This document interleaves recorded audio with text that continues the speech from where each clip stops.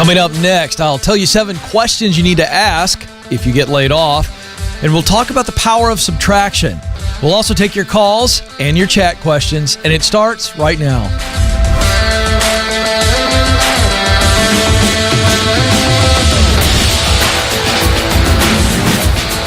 I'm coming to you live from Ramsey Studios in Nashville, and you are joining a conversation about who you are, what you were created to do, where you can and want to do that, and how you can get there. It's all about you because you were created to fill a unique role in your work. You were created to contribute. That's why everyone longs for meaning. We know that we're here to be about more than just us. So we don't talk about a bunch of new age mumbo jumbo selfish ambition. No, we talk about selfless ambition, giving yourself away so that you get to the end of your journey and you reminisce, not regret. Hey, get those chat questions in the window right next to the video there, and we'll get to your chat questions a little bit later in the program. Make sure they're straightforward and to the point. 844-747-2577 is the number to jump in. Somebody needs to call today. You're just one phone call away. Madison is standing by. She'll take good care of you. She'll get you all prepped up and ready to go. There she is in her position. Joe's got his hands on the knob. Nathan, the director, he's in charge. We even got Amanda in here today. She must be learning something, so that's exciting. Everybody here at Ramsey Solutions, always training, always learning something new. So the crew is ready to go. We're here for you. So when you look at the amount of unemployment and how it is stacking up, I hope it begins to subside, and I believe it will. However, want to give you some practical things to do if you get jolted by being laid off. It is a very uncertain time. And in times of uncertainty, fear and doubt start to arise, and we're not thinking clearly. So just want to give you 7 things you need to ask immediately upon being laid off if it happens to you. This comes from the Harvard Business Review. Going to go through these real quick. First question is, when will I receive my last paycheck? Will I get paid for my unused vacation time? Second question, will I receive severance? How long will I have to exercise, how long will I have to exercise my stock options? That's, of course, if you're in a public company and you have some stock options. Is the company offering healthcare coverage after my last day of work? And if so, how long? Will you provide a reference for me? How can I get copies of my performance reviews? And what will happen to my 401k? All of these are very, very practical questions. They're not pushy. They're not obnoxious, but it's really important that you have a good grip of what is available to you and what is not, so that you can step into the next chapter of your life as informed as possible and as equipped as possible. Don't assume that your direct report is thinking of all those things. They're under pressure as well. So again, asking those questions, and then HR will help that leader, if they don't know, get those answers. It's really, really important. But I can tell you this, folks, I know that the unemployment numbers continue to go up, but I'm telling you soon we'll see those numbers go down as states across the United States open up, and I'm telling you they are, and that's really good news. So consumer confidence goes a long way. So get your head up. We're here to help you in this storm. We're here to help you weather the storm and walk out of the storm as quickly and as effectively as possible. 844-747-2577 is the number. 844-747-2577. Tonight is the night. The Get Hired live stream event coming to you at 7 Central, 8 Eastern. And we won't sell out because it's a live stream event. All you need is an internet connection and a device. $10. We have a $25 tier as well. Get you a book and the ticket for tonight, but it's $10. And there's all the details right there on the screen. Not too late. You got a friend, a family member, or you yourself feel like, hey, I need the encouragement, I need to be equipped to stand out, come on. Let me just give you a really quick scenario of what we're facing. The number right now is 38.6 million people unemployed. Let's round that number down to 30 million for easy math. I said this yesterday, but I want you to grasp this. If 30 million people on average submit 5 resumes, that's 150 million resumes. It's closer to probably 10 on the low end.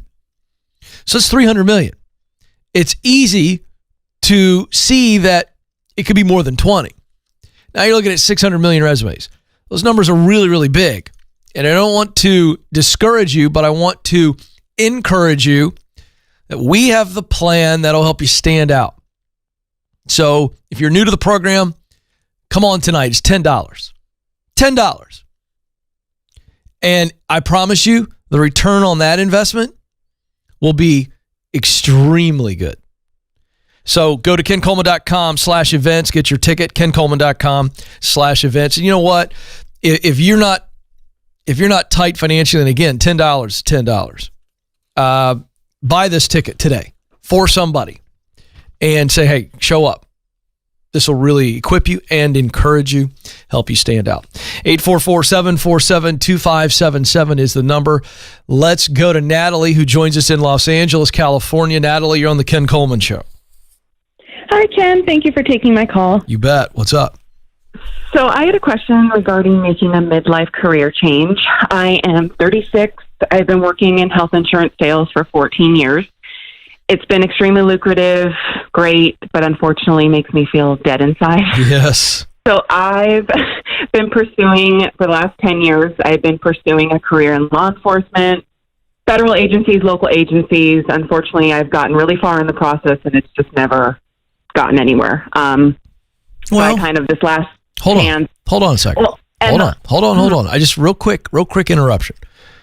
You've gotten pretty far in the process, so that's impressive. So let's turn that into a positive because you've gotten that far. I just want you to have a better mindset on that. Keep going.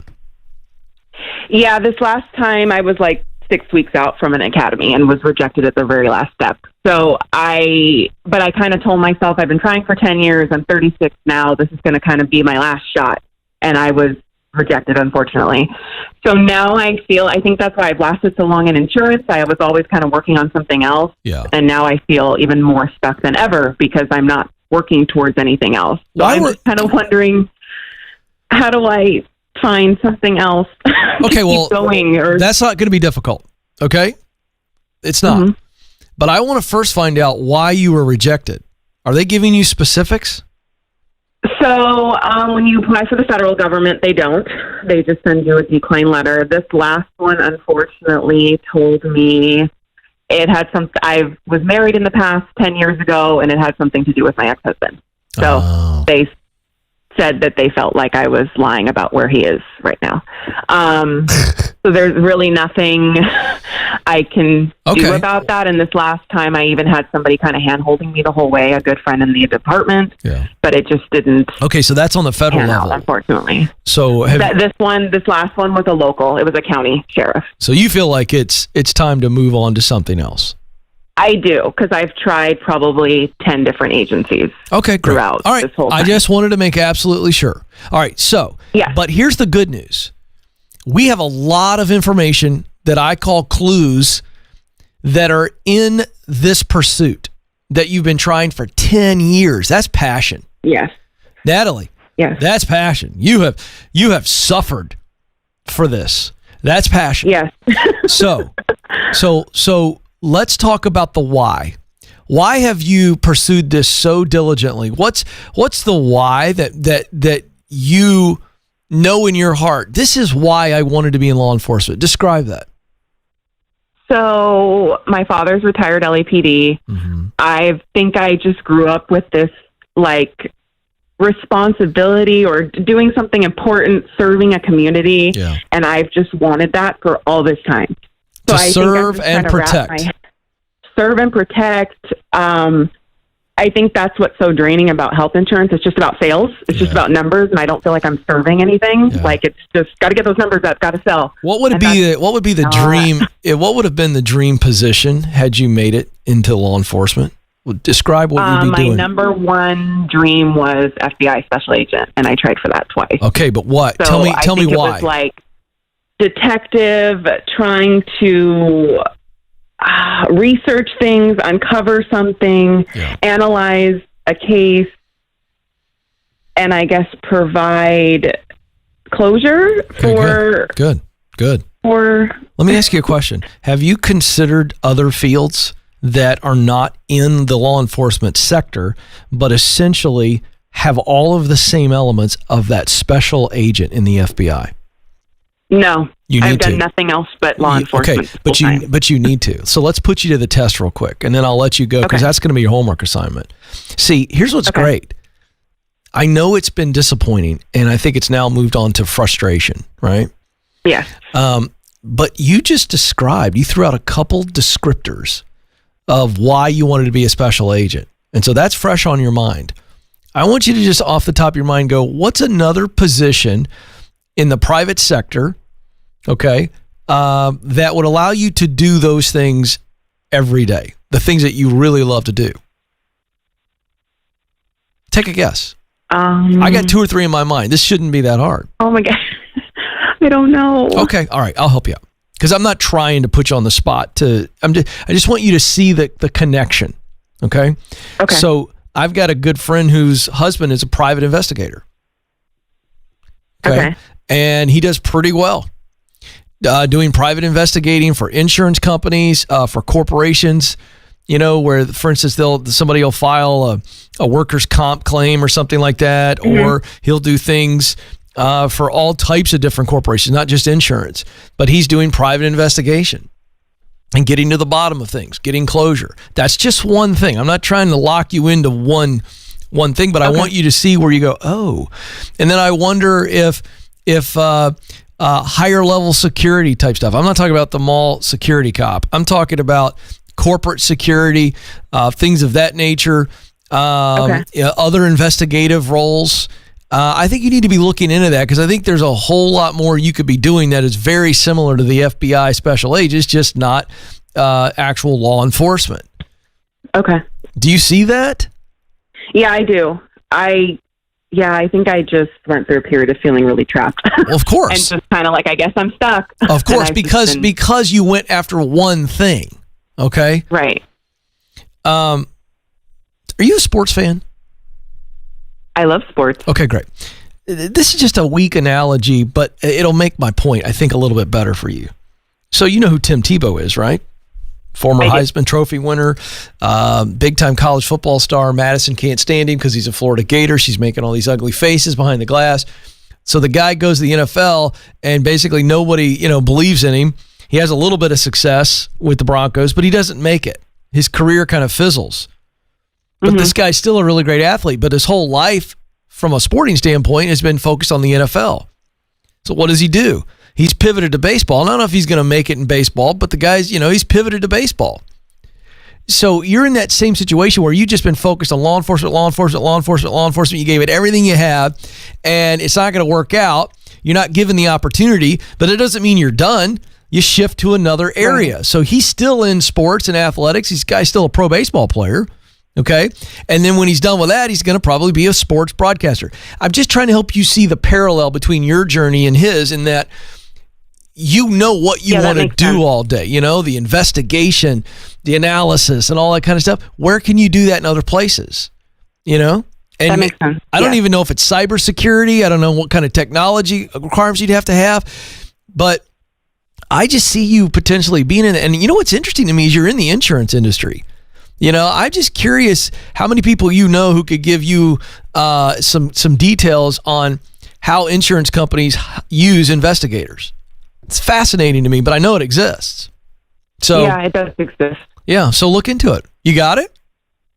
I do. Thank you so much. I want you to be encouraged, Natalie. You got a lot of opportunity in front of you. 844-747-2577 is the number. Let's go to Lynn in Oklahoma City, Oklahoma. Lynn, you're on the Ken Coleman Show. Hi, Ken. Hi, Lynn. What's going on? Well, I have a problem finding my passion. Okay. So right now, I'm in a company that I love, and I'm in a administrative assistant role in the department that I really wanted, and that's what I'm in school for. But now I'm thinking, is this what I want to do for the next 20 years of my life till I get to retire? Oh, and interesting. So, okay. Okay, go ahead. I want you to say that last sentence there, because finish that. Is this what I want to do for the next 40 or 20 years of my life? Yeah. Well, so, because I was a stay-at-home mom for 20-something years and homeschooled my kids, and then life changed, and so now I'm a single mom, and I'm just recently back into the workforce and in college. Wow. So, how old are the kids? I'm trying 15 and 20. Okay. So that's good news in that they're somewhat self-sustaining now, and so that's less pressure on you. Tell me about the division. You got the admin assistant role in the division of the company that you wanted to be in. Why'd you want to be in that division? Tell me more about that. Well, it's an HR department. Okay. And my first understanding of HR was that it's just people-driven, because I really love people. I love talking to people and, trying to help people solve problems. And I'm afraid that as deeper I get into it, it's going to be more laws and regulations, and which is fine. And I do love the company I work for. I just can't see myself working for the same person for the next 20 years. Oh. As my... So wait a second. Do we have some concern about the leader of that department? A little bit. Okay, great. A little. But hold on a second. We got to make sure we understand what's really happening in your brain right now. Are you questioning something that you were excited about before because of the person there? And then are you also, there's no question, but guess what? You don't have to work for that person. Maybe you move up the ladder within this current company and you get that HR experience, and that leader still is there, and it confirms, I don't want to be under this leader for much longer, but now you can transition out into an equal or maybe even greater HR role in a better company, better culture, better leader situation. I just don't think you have to accept that lid. And it's making you question something, and I think it's the wrong motivation for the questioning. If you said to me, I'm in admin assistant role in HR, and now I've been able to assess all the different HR roles, and I now know that none of those HR roles would make me feel like I was helping people solve their problems. That's different. But I'm not hearing you say that. Not completely. So here's my issue. Let's remove that leader from the equation. And let's look at the actual roles within HR. Have you done enough research inside the building, taking these people to coffee or lunch, or just talking to your teammates that are in these different roles and really getting an understanding of what it is that's involved in the role? Have you done that? I have. We're a small company. And? We're small. Is there anything in there that you go, ooh, I would dig that role? Yeah, there's lots still. Well, wait a second. So we just confirmed what's really going on. You have found multiple roles in HR that you could get passionate about. By the way, you lit up when you said, I wrote it down, Ken, I just love talking to people and helping them solve their problems. Well, if you found some roles in this small company, great company, you said, that you can enjoy because you know you're going to be helping people and solving their problems, then I think you stay and you try to move up into that role. And then if the leadership situation doesn't take care of itself, then you can move on. But I don't think you try to question your path when it's just a person that's making you question the path. Am I making sense? Yeah, complete. How do you feel about that? I feel better about that because I felt like it was, well, if this isn't going to work, then I need to go somewhere else. But I don't want to. Good. You don't have to. And I don't want to take a step back and go to a different department. No. Because this is what I've wanted. Then do what you want and be a big girl and deal with the leader who may be a bit difficult. Doesn't sound like it's massively toxic. No. Because you said it's a great company. So what's the rub? What's the rub? What are you most concerned about with this leader? Just the micromanaging and Yeah. Does this leader micromanage everybody? I'm the only one under her. Oh. Well, you're her admin assistant. Mm-hmm. But if I'm understanding this correctly, if you get promoted, you will no longer work for her, correct? I still would, actually. So what is her title or position? Director of HR. Oh, and you're just the admin assistant. So what would be the role that you could get promoted into, or roles that you've identified? Mm-hmm. It would still be an HR department. It just would be, I'd be more, not an equal, but I'd be a lot higher up than, doing more than I'm doing now. Well, again, I have no concerns because of what you just said. Sounds like micromanaging is it's kind of like that little gnat that flies around you at the picnic. You know what I'm talking about? Mm-hmm. Comes around and you're just like, oh, Jesus, gnat. Doesn't ruin your day. Doesn't ruin the meal. It's a little bit of a nuisance, right? Mm-hmm. Yeah, I'd focus on the meal. Focus on the setting. Okay. Hanging with the family. You see what I'm saying? Like at the picnic, if you're really bothered by the gnat, we got a real problem. All right? So I would be grateful for the opportunity. I think you keep pressing forward, but I will tell you this, only for experience purposes, then I think you can find an equally good company that you love to work for in a much better environment. So I would stay put now to get the experience and get the promotion, and then if it doesn't get better and you can't take it any longer, then move on. That's, I think, your plan. Okay. Go, Lynn, go. Proud of you. Thank you so much for the call. 844-747-2577 is the number. 844-747-2577. Let's go to the chat room. Lori writes in, hey, Ken, how do you stop analysis paralysis during the discovery stage? Yeah, I love this question. 2 ways to do it. Get somebody else in there. After you've got that good list of this is what I do best, my talent, this is what I love, this is the work I love to do, that's passion, and these are the results that matter most to me, mission. Once you got the list, bring somebody in your life that's a truth teller, not the friend who just won't ever say anything other than, you're wonderful, Lori. We don't want that. We want a truth teller in your life, friend, family member, coworker, whatever, who will look at your list and you can be honest with them and go, I'm overanalyzing this and this and this. And having that outside voice or a couple voices to then say, this list is right, you're right. It'll get you over that hump of, am I right? Am I right? What about this? What about this? You're going crazy, stir crazy. The second way is to call me. I'm really good at helping people get over analysis paralysis. I'm really good at it. Why wouldn't you call? You sent the chat. You might be nervous. I get it. But I'm going to take really good care of you. I'm not going to make fun of you. I will walk you through what you're overanalyzing. And that's what you're going to have to do with a friend. You're going to go, this is where I'm getting locked up. And a good friend who knows you well, so they can verify things. And then they'll be honest with you and go, hey, Lori, you're in your head. You're just in your head. Stop. That's what needs to happen. Oh boy, we got a theme, Joe. Nathan Jaworski writes in, how do you tell the difference between doubt and overthinking? I've never been asked that question before. And I really want to wrestle with this right here in front of you.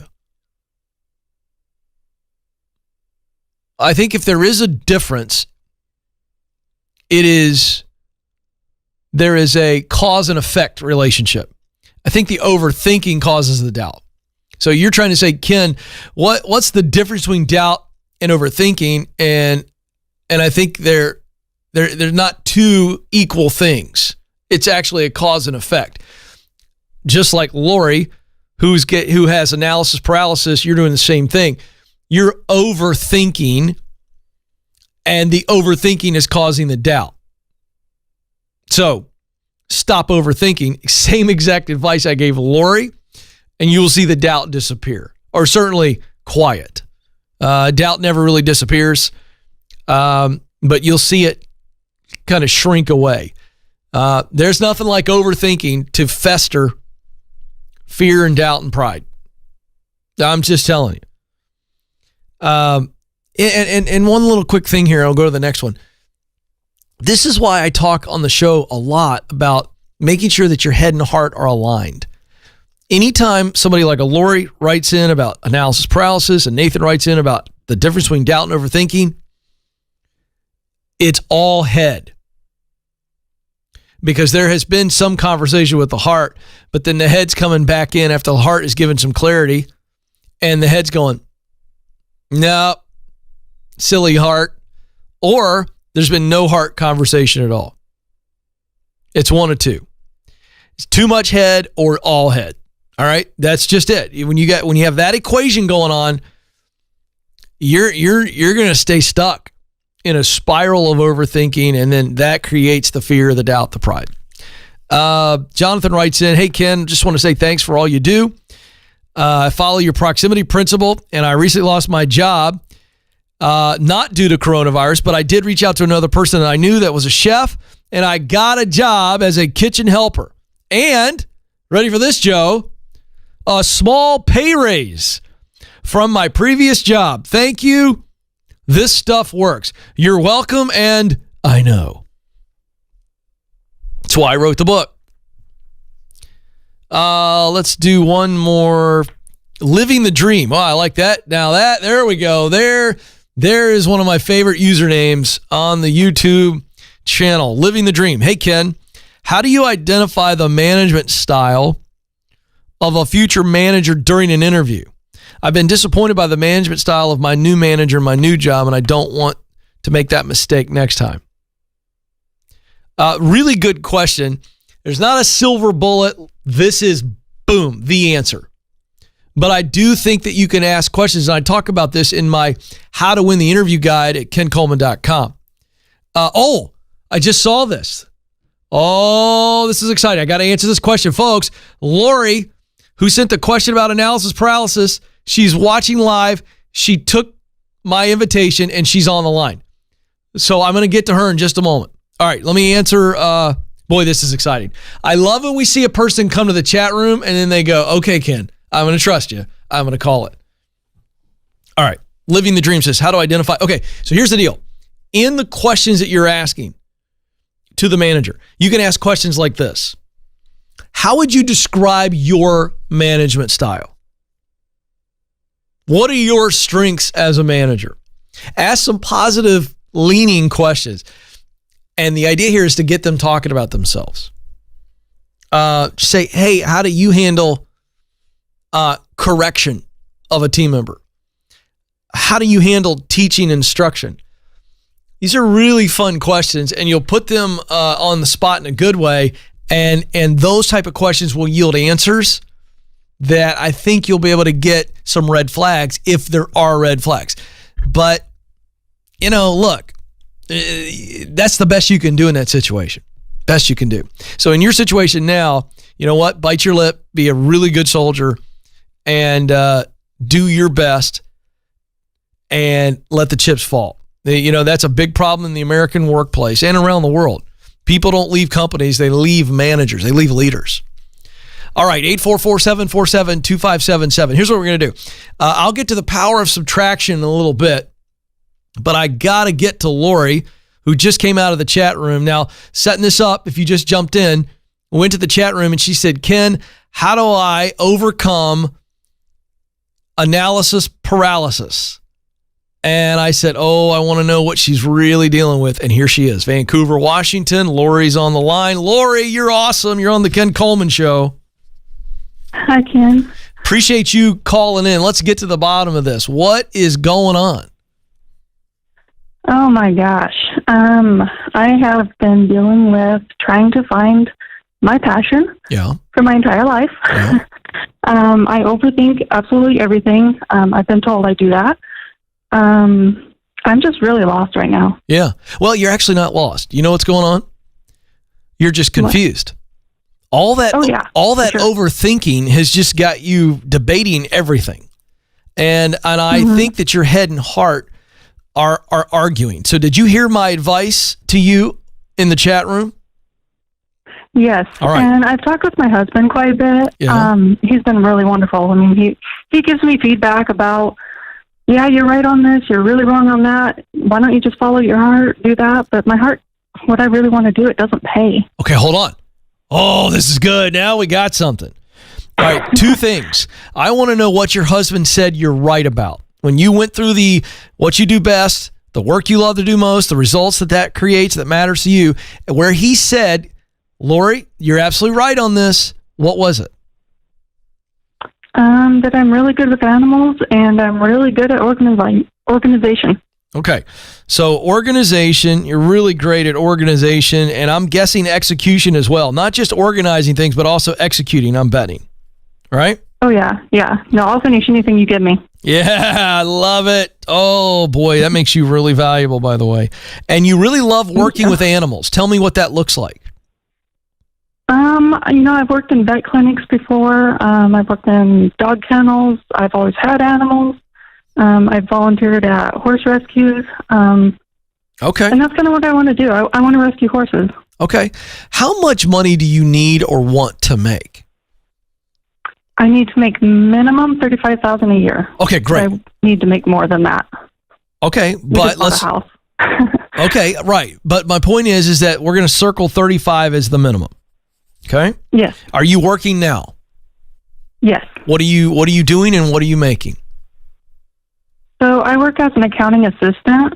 Okay. I have a lot of degrees. I have a bachelor's degree in humanities. I have 3 associates, one in accounting, one in marketing, and one just general. Okay, great. How much are you making?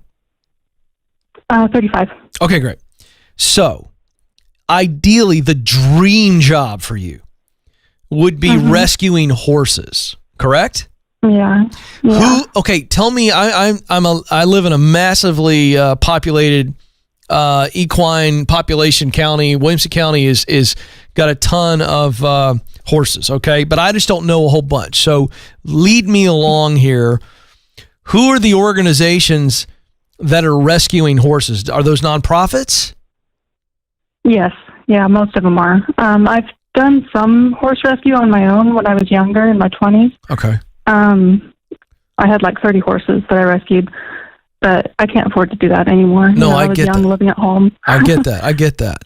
Okay, so let's step back from a moment. Let's step back from that would be the dream where financially you were able to do that. Maybe not 30 horses, but maybe 2 or 3, okay? And let's just look at, it's not just horses. I mean, you love animals. You've worked in a veterinarian clinic before. Did you enjoy that work? Oh, I loved it. Of course you did. Why? You love animals, and if you can take care of animals and keep them from becoming unhealthy, or you can help them get healthy, boy, that's a good day. Even if you're not the doctor or the vet, if you're involved, that's a good day for you.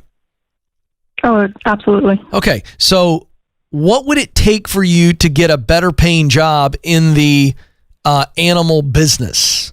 What would the qualifications need to be for you to get a better paying job than just the veterinary assistant? To become a veterinarian? No. I'm just saying, are there other jobs besides being a veterinarian? I've looked into more jobs with it. The thing with animals, people don't really pay for that. I mean, everybody loves their animal, but unless it's like a vet bill, no one's going to pay for that. Right, but what I'm saying is when I go to a vet's office, how many different positions are in there? I know you got the people at the front desk. I mean, I just don't. What are we talking about? What are the positions? There's the receptionist, a vet tech, a vet assistant. I've been a vet assistant, and then I've been a kennel person too. Okay, does the vet tech pay better than the vet assistant? It does, but it doesn't pay as much as what I'm making now. Okay, all right.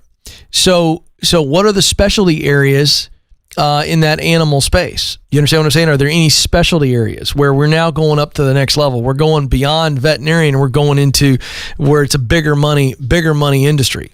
So is it horse farms where, that's big money? I mean, I'm just asking you. I just don't know that world, but I'm guessing that are there horse farms and breeders and things like that in your area?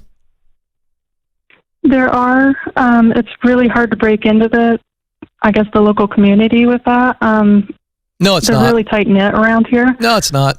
You could break in there in a year or two. You could break in. It's just all about relationships.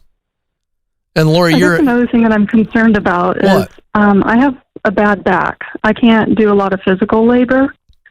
I used to be able to, but I haven't been able to in the last couple of years. The doctor said I probably will never be able to.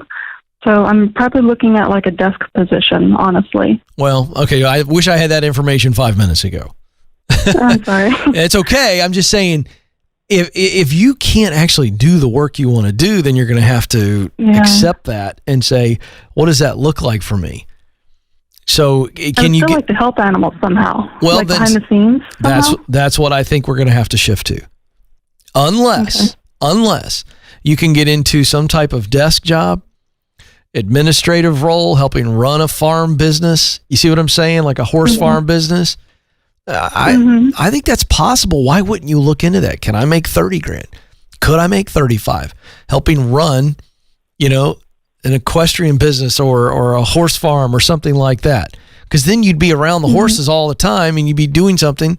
I mean, you're an accountant. You've got a lot of skills you bring to the table. What if you were trying to find a couple really healthy horse businesses or even some other type of animal business in your area? And they're making good money. Don't you think they might need a good office manager, business manager, comptroller, accountant?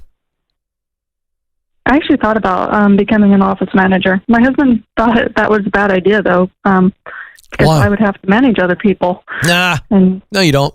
he says I would hate that. Would you?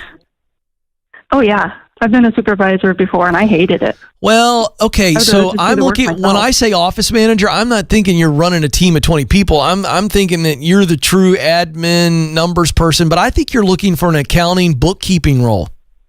That's what I think. That was another option that's kind of why I went to accounting. I was looking at becoming a bookkeeper, and this is part of my analysis paralysis part. I transpose numbers all the time. Yeah. And I don't know. I'm really not good at math. Well, wait a second. Aren't you good at your job right now?